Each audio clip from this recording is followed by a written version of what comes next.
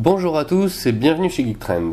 Aujourd'hui je vais vous parler d'un compact dit expert, le Canon G11. Cet appareil sorti il y a presque un an a fait beaucoup parler de lui, car c'est la première fois qu'un grand constructeur sort un appareil photo plus 1 avec une définition moindre que son prédécesseur. En effet, si le G10 proposait 14 millions de pixels, à taille de capteur identique, le G11 en propose, lui, seulement 10 millions. Et la qualité d'image s'en ressent. L'appareil est un compact doté d'un zoom 28-140 f2.8-4.5. Il est assez épais mais tient bien en main. Il a une petite poignée pour faciliter l'appréhension et surtout de nombreux raccourcis sont disponibles.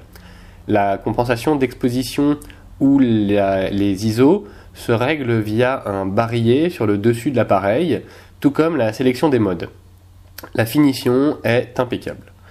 L'écran arrière d'une résolution de 460 000 points est monté sur rotule et s'articule en tous sens. C'est une véritable réussite. Les menus, eux, sont clairs et simples. Ils proposent de nombreuses options de personnalisation, tant en prise de vue qu'en lecture. C'est surtout au niveau donc de la qualité des images que le G11 se distingue. Ne proposer que 10 millions de pixels quand tout le monde se bat pour gagner la course à la définition était un pari risqué et pourtant le résultat est là. Ce qu'il est intéressant de constater, c'est que le bruit n'est jamais réellement absent. De 200 à 400 ISO, le lissage se remarque même avec le réducteur de bruit désactivé. À 800 ISO, le phénomène s'accentue et certains détails commencent à être un peu grignotés. Pourtant, ce qu'il faut regarder attentivement, c'est la structure du grain. Et jusqu'à 1600 ISO, j'ai été étonné par la qualité des images délivrées par ce compact. Si le grain est toujours présent, j'ai trouvé qu'il n'était pas si gênant que cela, surtout quand on regarde la taille du capteur. Et même si on note l'apparition d'aplats colorés dans les zones d'ombre, le bruit ne laisse pas de cicatrices, comme cela arrive sur certains micro 4/3 aux capteurs pourtant beaucoup plus grands. C'est clairement aujourd'hui et pour l'instant ce qui se fait de mieux, à mon avis, au niveau des compacts experts. Néanmoins, bien sûr, la concurrence est de plus en plus rude. Son prix le rapproche des micro 4/3, voire même de certains réflexes d'entrée de gamme.